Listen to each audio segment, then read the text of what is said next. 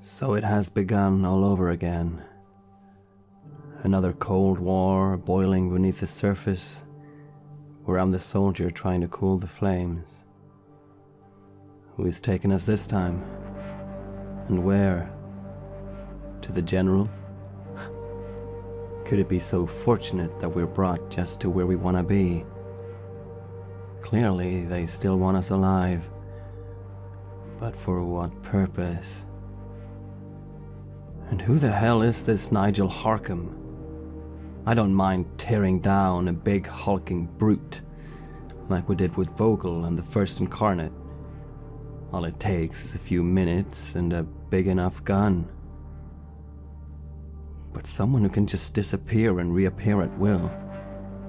What could I possibly do about that? Oh yeah, I keep forgetting that I'm no longer alone. Carver. I have no idea what's happening in his mind. Do I need to keep an eye on him as well?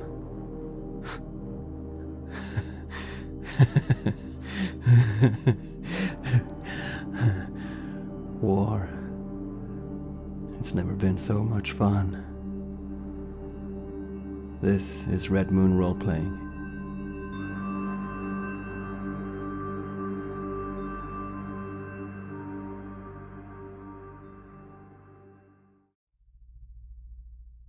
You are taken, transported by truck, taken somewhere outside the city, outside of Moscow. Björn, you aren't exactly sure, but based on how much time has passed and the speed that you believe the truck has been traveling at, you believe you may have traveled about 60 kilometers when the truck finally comes to a stop. You're pushed forward. You feel a familiar smell. Jet fuel. Then there's the heavy clanking of metal. An elevator descending down. Far down. Probably a bunker underneath one of the air bases outside of Moscow. This could be F3. You are separated into individual cells, you think at least. Fastened and forced to sit on hard metal chairs. No way to move. Hours pass. Or is it days? In the darkness and complete lack of external stimuli, there's just no way to tell. Carver, what is passing through your mind, sitting here in the darkness? I think to myself, is this how it ends? I can't be surprised about that though, can I? All this time we've been so lucky in avoiding any real resistance. Always somehow one step ahead, it couldn't last. Life isn't like that. Now what? Oh, there's nothing you can do, is there? Nothing. You gave away everything for nothing. Fuck! Yet we're still alive. Why are we still alive? Does any of this even matter? There's still things you can do, Carver. You know that. Why are you getting so anxious? No, you are more than you were. You just haven't embraced it fully. Not enough. There's cracks, and we can pull them open. If we could just move. They can't hold it back forever. No, just wait. Wait until the moment comes. I mean, you know you're going down in the end. It's the only ending to this story now, but we can still take them down with us. That's the only thing that matters now. Yes, just wait, and take your moment. It's all just an illusion anyway. And Björn, what is going through your mind during these hours in the darkness? Time, smells, sounds. How long has it been? Counting seconds, counting minutes. Smelling the smells. Feeling what's around me. Listening.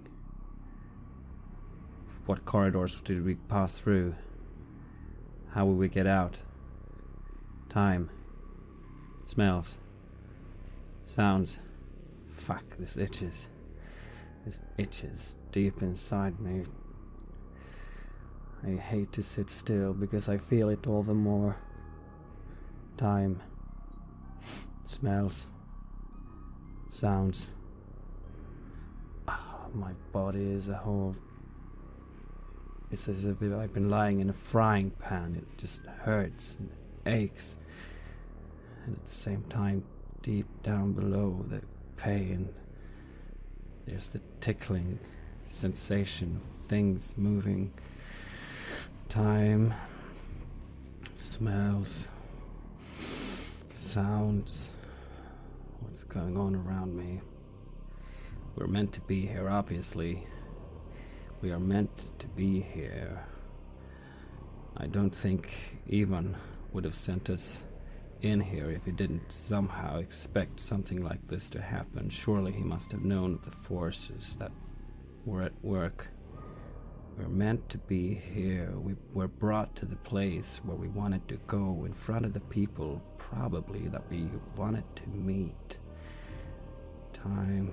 Smells. Sounds. Question is, though, who wants us to be here? Who wants us to be here? Does Nigel Harkin want us to be here? Does he want us to get rid of the incarnate? Or does he expect the incarnate to get rid of us? Which side is he playing? Because he's not killing us directly. Obviously he wants something too. Time. Smells. Sounds. What's that? Carver, the blindfold is removed. And before you stands a tall man with a compact body, short cuts, light hair, and blue eyes. He's dressed in a Soviet Air Force uniform with the rank of colonel. The name badge says Leskov. We see him interrogating the both of you at separate times, cutting between you. Who are you? You already know. Mr. President.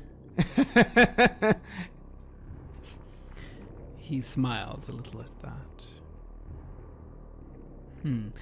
Did the KGB send you here? Maybe. Maybe not. Was it Selivanova? I shrug at that name. Björn, we cut to you. Who are you? I am Captain Kutsiev, ex-captain of the KGB. Ex-captain, yet sent here on the orders of the KGB. That's curious. Was it Selivanova that sent you here? No, we wanted to come ourselves. They were merely helping us along the way. What did you come to do? We came to meet the general. The one you think might be below you, but who is actually usurping your power. Interesting that you would think that way. Carver, he asks of you, why would Chigidiel select you? How the fuck should I know? He just likes ruining people's lives. Isn't that his thing? So no idea of why just you, no relation to anything connected with this. Just a random happenstance? Is that what you expect me to believe? It's what I believe. You can tell me different. Björn, why did Chigidiel select you? I remain quiet a bit at this. I'm trying to read a person. Go ahead. I get -2. No, I just get 2. That's fantastic. Which means that you... Reveal my own intentions to the person I'm trying to read. I say, I didn't expect you to be so familiar with this one. Are you scared of him? No, there's no need to be scared. But I think I know enough now. I know that you are exactly what Harkam told me that you were. You are the real deal. He calls in the men. Soldiers. I think we know enough. Let's send them to M13. I think you will find their minds particularly tasty. Make sure they're heavily drugged for the trip. Especially this one. He is dangerous. But the other one, there's something about him. Something underneath the surface. Make sure that he doesn't... that he cannot move during the trip. And the soldier salutes and nods, and they leave the cell. And you are left alone again in the darkness. Time, smells, sounds. I try to look for weaknesses in my restraints. You do. You probe the restraints in detail, and you find, after perhaps half an hour of doing this, if your concept of time matches at all with reality, that these are very, very good restraints. Not even if you were to break your own bones somehow could you get out of this. It's hopeless. You're stuck, and they're gonna drug you now. And what the hell are you gonna do? Björn, your blindfold is taken off again, and before you stands one of the soldiers. He has a cup of water with him. Hey, dead man. He puts the water towards your mouth, wanting you to drink, you suppose. Do you drink? You are very thirsty. I try to talk to this soldier. I'm good, thank you. I don't need any water. I'll suit yourself. But at least I tried, yeah? Why don't you put in a good word for me with St. Peter when you see him, okay? He sort of smiles a bit and starts leaving out of the cell again. What's your name, soldier? And he closes the door. And then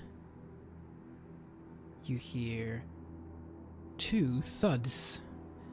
A silenced pistol. 2 heavy things, perhaps bodies, slump to the ground in rapid succession. Only a surprised gasp can be heard.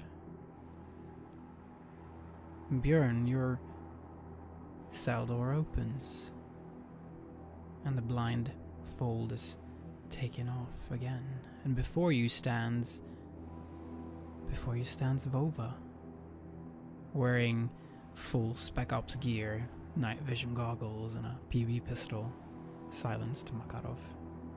He's got a silenced AKS-74U with a laser sight slung on his back. I'm not done with you, bodyguard.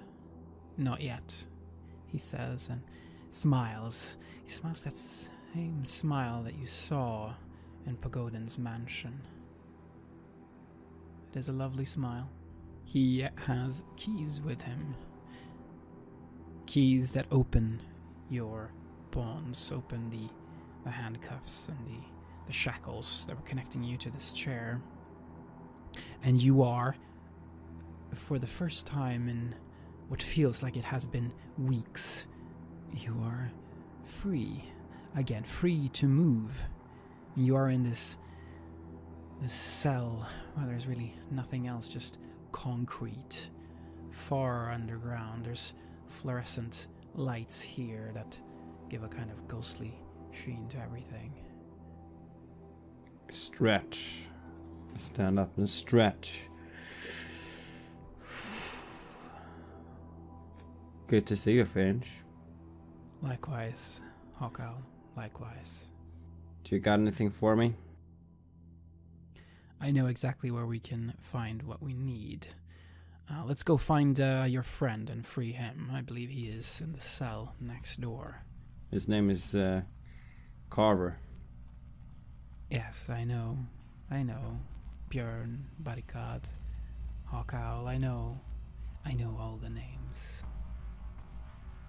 And he moves towards the cell that Carver is in, and you, I suppose, follow with him, right? Yep. Yes, and you come out into a corridor here with a number of cells, maybe 8 of them, sort of in a row. You see the 2 bodies on the ground. They are armed with Makarov pistols, you can see, and Vova moves to open a cell door and goes inside. And Carver, your blindfold is taken off, and you see a man standing before you that you don't know, but you have heard some things about, and you have certainly seen at the mansion. Yes. He raises his eyebrows and smiles to you and unlocks your restraints. And you too are now again free. Well, that's slightly unexpected, but it will do.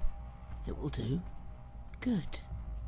Ah, Bjorn, good to see you pulling your weight for a change. Sorry. I'm coming in with one of the guns from one of the soldiers outside. Carver? Now, the question is, gentlemen, I go to the door immediately, just peek out, and I look to Volva. Is it time for a distraction? Or maybe not just yet? I take it you spoke to the colonel as well. Oh, yes. Yes. And did he talk to you about Chigidio? He did indeed. I did indeed. I imagine he's another pawn, a piece of the puzzle. It doesn't matter, though. What matters is... I look to Volva. Is the general here? Is this where he is? The general is not here. He is somewhere else. I have overheard chatter among the soldiers. They're talking about a missile base, but I don't know which one. We'll have to see if we can find something out on our way out of here, because we need to get out. This is a fully staffed airbase, and I have been lucky to get this far. Come now, we must go. We need to get equipment, and we need to take out the generator so we'll have any kind of chance to be able to get out of here. Lead the way. Vova leads you out of this prison cell area and along this corridor here with the fluorescent lights. It really feels like you're very, very far underground. Takes a turn to the right and leads you into the first door on the right there, the room marked 10. And you come into a room that clearly is meant for spare parts. Spare parts and various kinds of equipment. You see that there is a lot of boxes in here marked with names of parts for a power generator. And there's also locked sheet metal cabinets that look like they contain weapons. Fortunately, there is also in here tools necessary to be able to break these up. You got the keys for these as well, Finch? Let's see. He tries the keys that he has. No, it seems like someone else has them, but let's see if we can break these up. Let's try and do it quietly, yeah? Yeah. I get to work. You do that. It's not a problem at all to do. These are not necessarily meant to withstand that much force. They are in an area that's probably pretty much locked off. And within these sheet metal cabinets you find AKMs, which are assault rifles. There's also a large number of pistols in here. Vova hands you a silencer and a laser sight that you can mount to one of these AKMs. And he also hands you a pair of night vision goggles. I put them on my head and I get to work with that. How about protection and stuff like that? Doesn't seem to be anything in here. Perhaps in an armory upstairs. The soldiers are wearing uniforms, and they have some kind of rudimentary vests on top that should offer some kind of protection. It's not a proper Kevlar vest, but it should. If you put magazines and stuff in there, they should be able to offer some kind of protection. While we start working with this, I start equipping the stuff on my AKM, and I move back in the corridor, looking around to see if anyone's coming, and then moving back to the soldiers, and I start putting things on and getting some extra clips with me from what they've got as well. And Carver, you have the ability here to pick up a weapon, should you like, either an assault rifle or a pistol. Would you like to do that? To be honest, I wouldn't even know how to use an assault rifle properly. Something tells me it probably is difficult for someone who's never used one. So I'll just go for a pistol. Although once again I'll go to Volva and go, just again let me know when you want the distraction. I assure you, it'll be big. He looks at you curiously. All right, I will let you know. Yes, no need to go crazy just yet. He smiles and laughs at that. I come back into the room and ask about, so what about these generators? Do we need explosives? What do we got? The generator room is on this floor. It is manned by technicians. We'll have to take them out, and the controls are in there as well. We should be able to sabotage it long enough to buy us a few minutes before they get everything back online again. Do we need any information from them, or should we just take them out? Perhaps they know more about this missile base. Perhaps they know exactly which one it is. All right. Let's see if we can get them to talk first. Yeah. The generator room is further in the hall here, in the room marked 8. And he leads you along the corridor here. And the other rooms are seemingly empty. There's controls and various machinery here, but and very low staffing, seemingly. It seems to have only been the guards, and then you can hear these 2 technicians talking in the power plant room. It's a diesel generator, so it makes quite a lot of noise. He stands by the side of the door, which is open, and motions for you to stand on the other side. I get up to the door, getting ready. I'll stand behind them. Again, my posture and stance way more untrained than these 2. I imagine, to me, they look very professional at the moment. I don't really care, though. I'll let them do what they need to do. I ask him, day or night? Day. And then he motions to leave one and indicates that he will take out the other while you secure the one that will be alive. Mm-hmm. He motions 3, 2, 1. And what happens? As one, we move into the room. Him first, me right behind, weapons ready, quickly determining our targets. I'm moving to the right, he's moving to the left. Yes, and you hear the thud from Vova's pistol as he shoots 2 in the chest and 1 in the head on this poor technician, who immediately goes down. And you reach the other one, and this is not a trained military officer or any kind of hardcore soldier. It's seemingly a normal technician. He is very, very scared as he sees his buddy go down and sees this big blonde man with a gun approaching him. Down on the floor, now, on your knees. Okay, don't kill me. Don't kill me. He goes down on the floor on his knees, and he puts his hands behind his head. What about this missile base? Missile base?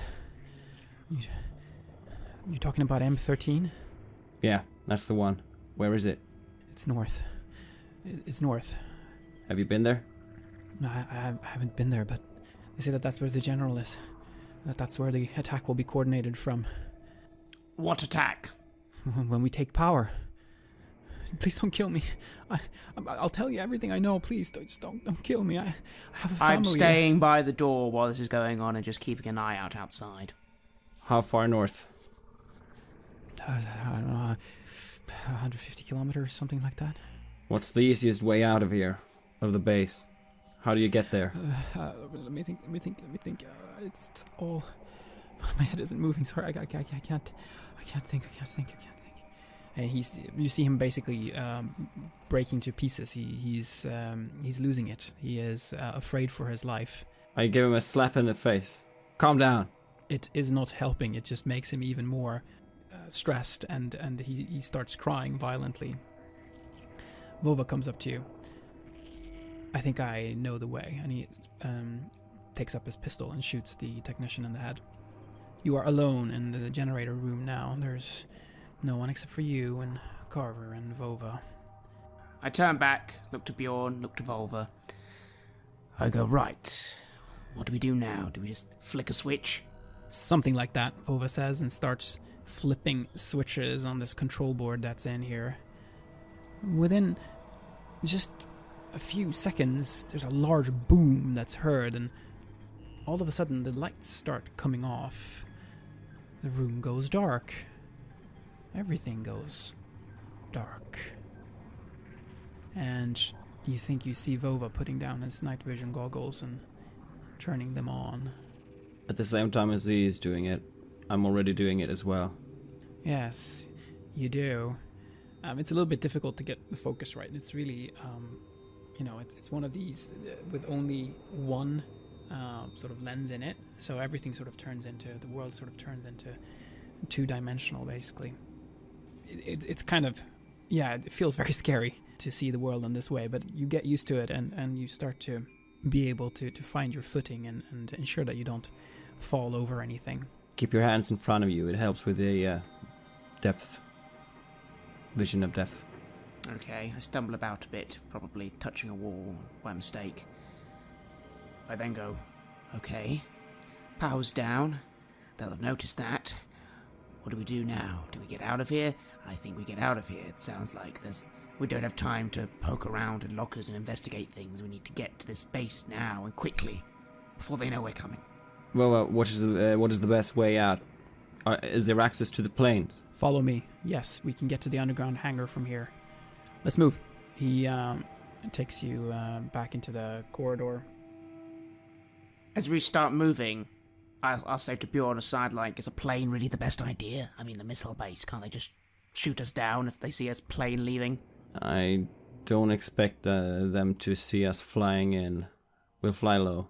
And you come out into the corridor, and you hear soldiers are approaching clumsily through the darkness. Only one flashlight you can see. They're coming through this long corridor. You're moving through the corridor that's on the bottom part of the map, and they're coming from the top part. But they are moving in your general direction, and they will get here sooner rather than later. Vova says to you, Bjorn, all right, let's take him out. And I get down on one knee and aim towards the sound. And your MVGs gives you a clear advantage, and you think you should be able to manage this quite well. But roll for act under pressure to see how it goes. 7. You have the advantage at first, and you pick off maybe 3 or 4 of them. Vova has more success and takes a few more, but there's still more coming, and they're getting here faster and faster. The ones that are coming now, you see, have night vision goggles on. Grenade? And yes, you start looking for a grenade on you. You don't have one, but Vova does. He nods towards you and says, Don't look towards it, and let's run. This is a flashbang. Vova throws the flashbang, and you can hear it go off, and the screams from the soldiers who must now have been blinded through their night vision goggles, amplifying the effect, if that's even possible.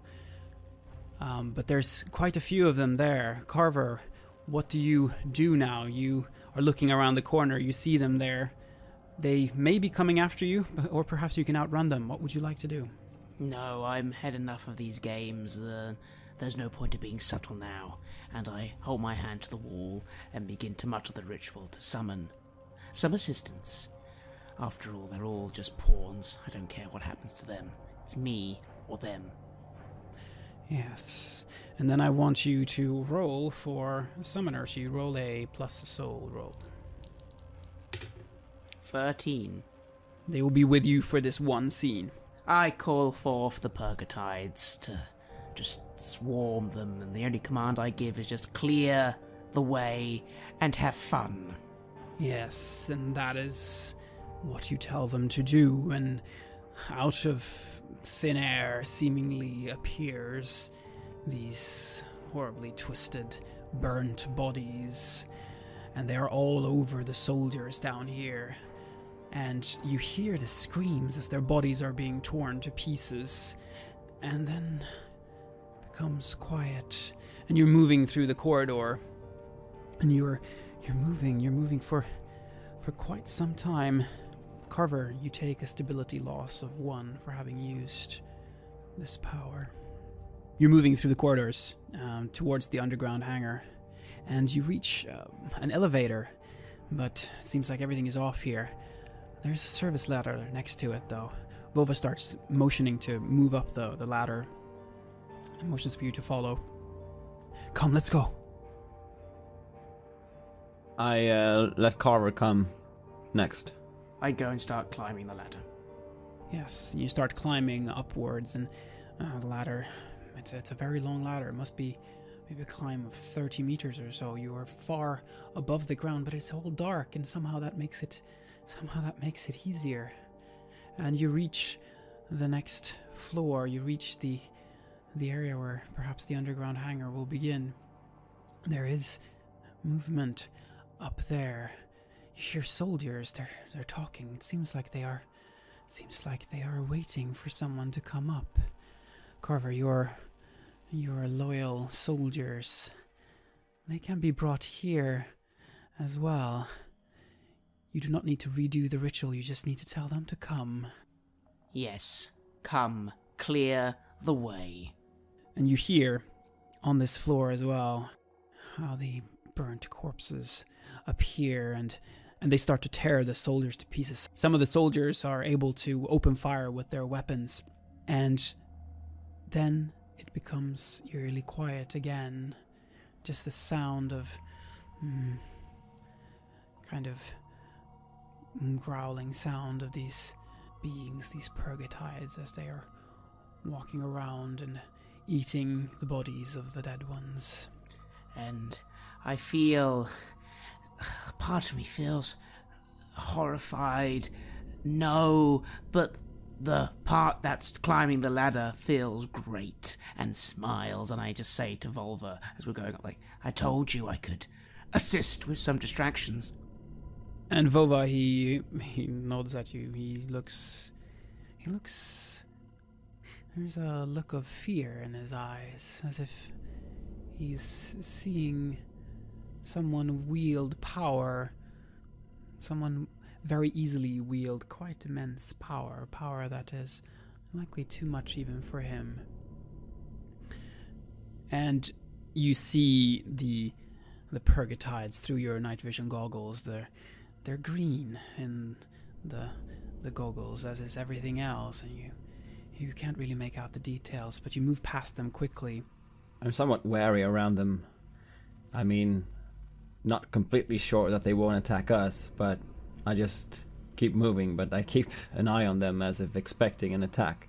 Yes, and you do that, but Carver, you have them under your full control, although it won't last much longer. This group will likely not be able to stay with you anymore. And you reach the underground hangars. You are now coming into a massive hall that's cut directly into the mountain. It's dark here as well, but there's some light that's coming through the open hangar doors. There's service vehicles, tools, and 12 MiG-29s that are lined up here. There's also about one full platoon of Red Army soldiers here running around with flashlights, yelling at each other, trying to make sense of the situation. Vova comes up to you, Bjorn. The MiG closest to the hangar doors is ready for a flight test. I checked the computers. It's a two-seater. If you can get to it, you could use it to get out of here. It's fueled and ready to go unless they've changed something. What about you? I'll be okay. You know what I'm capable of. I anyways move best on my own. Question is, do you still remember how to fly? Much as I remember any of my training. But that is all moot unless we can get rid of all these soldiers, unless we can focus their attention on something else. And he looks towards you, Carver. I kind of wrap my face for a moment. I notice there's a very small trickle of blood coming down from my nose, which I wipe away. And I look to Bjorn and I just say, if you want me to, I'll clear them. But do you think you can't take them? You both are very armed after all. Just saying. I look down at my weapon and I'm kind of eager, I'm kind of hungry. I'd feel better to take them out myself, because that somehow feels more reliable to me than using Carver's powers and the weird things he's summoning forward. Yes, that is true.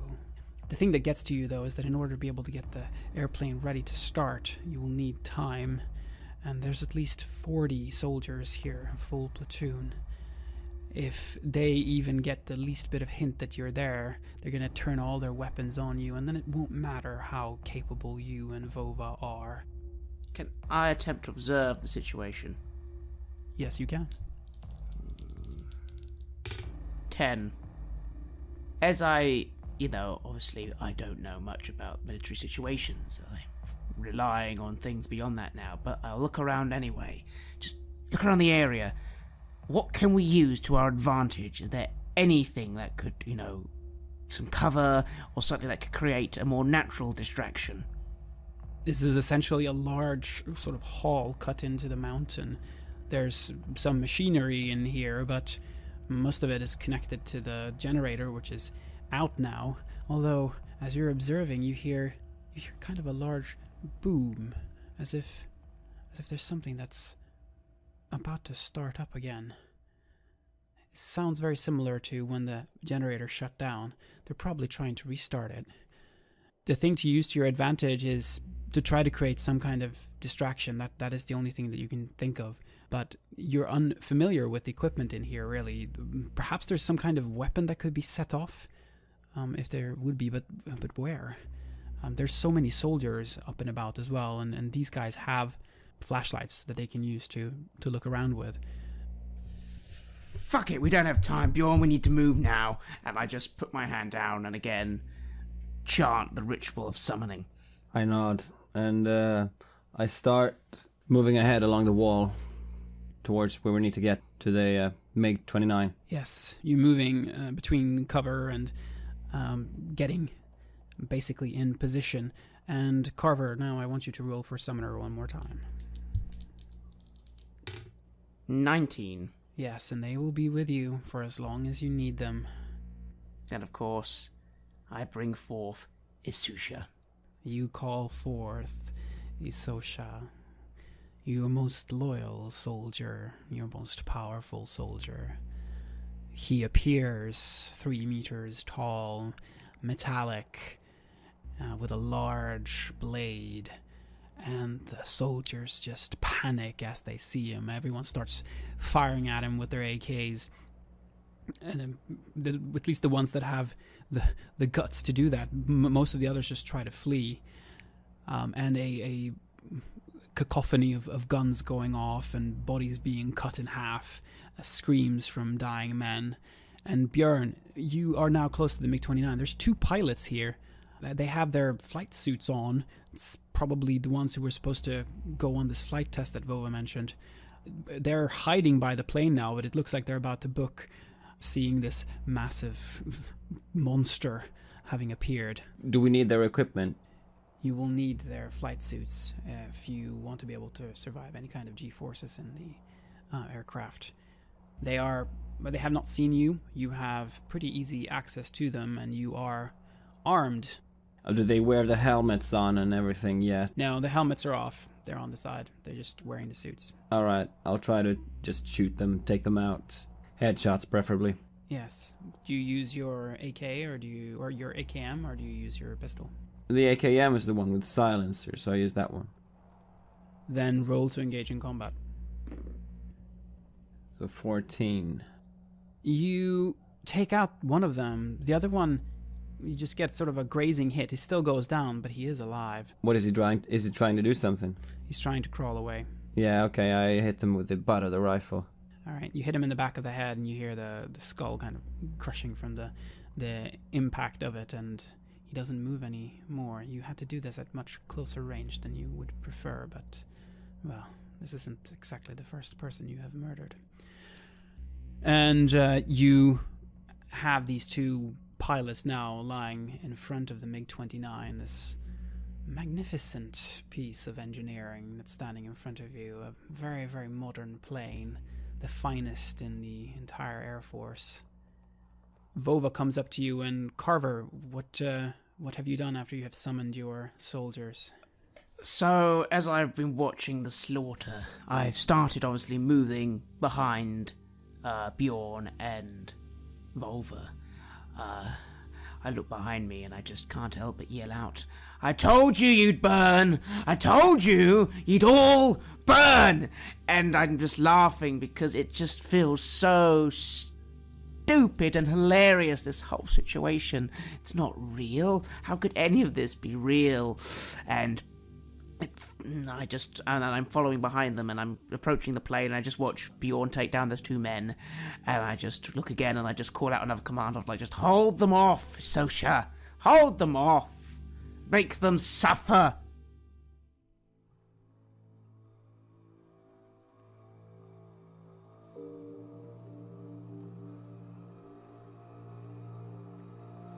You have listened to an episode of Red Moon Roleplaying, where we play the campaign The Black Madonna for the tabletop role-playing game KULT Divinity Lost. The Black Madonna was originally constructed by Gunilla Jonsson and Mikael Petersen in 1991, with additional material for the 2017 edition by Marco Berman, Matthias Fredriksson, Petter Nallo, and Robin Liljenberg. KULT Divinity Lost is published by Helmgast. The music was created by Atrium Kasseri and is used with permission from their label Cryochamber. Visit cryochamber.bandcamp.com or their YouTube channel to hear more excellent dark ambient. A new episode of Red Moon Roleplaying is released every Friday.